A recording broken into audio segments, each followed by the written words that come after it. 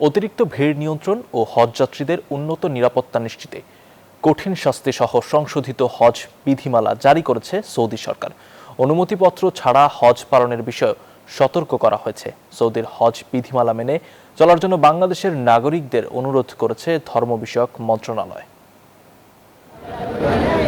বিশ্বের নানা প্রান্ত থেকে আগত ধর্মপ্রাণ মুসলমানদের পদচারণায় মুখর সৌদি আরবের পবিত্র নগরী মক্কা। চলছে পবিত্র হজের প্রস্তুতি।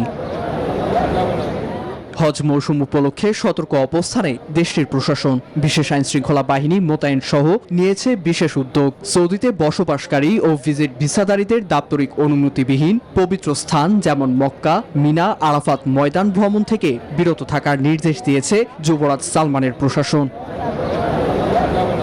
সৌদি সরকার জানিয়েছে, আইন লঙ্ঘনকারীদের দেশ ত্যাগ সহ 10 বছর পর্যন্ত পুনরায় সৌদি আরবে প্রবেশে নিষেধাজ্ঞা দেওয়া হবে। এমনকি বৈধ অনুমতি ছাড়া হজ পালনে এসে আটক ব্যক্তিদের 20,000 সৌদি রিয়াল পর্যন্ত জরিমানা গুনতে হবে বলেও সতর্ক করা হয়েছে।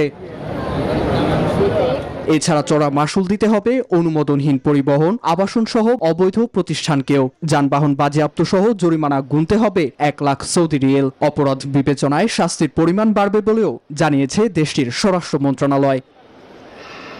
বসুন্ধরা টিস্যু, অশুদ্ধতার বিরুদ্ধে এক বিন্দুও ছাড় নয়। সংশোধিত বিধিনিষেধ সব হজযাত্রী ও সৌদি আরবে বসবাসরত বিদেশি নাগরিকদের জন্য প্রযোজ্য হবে, যা কার্যকর থাকবে 1 জিলহজ থেকে 14 জিলহজ পর্যন্ত। এছাড়া যে কোনো অনিয়ম ও অভিযোগ জানাতে 911 ও 999 যোগাযোগ করার অনুরোধ জানানো হয়েছে।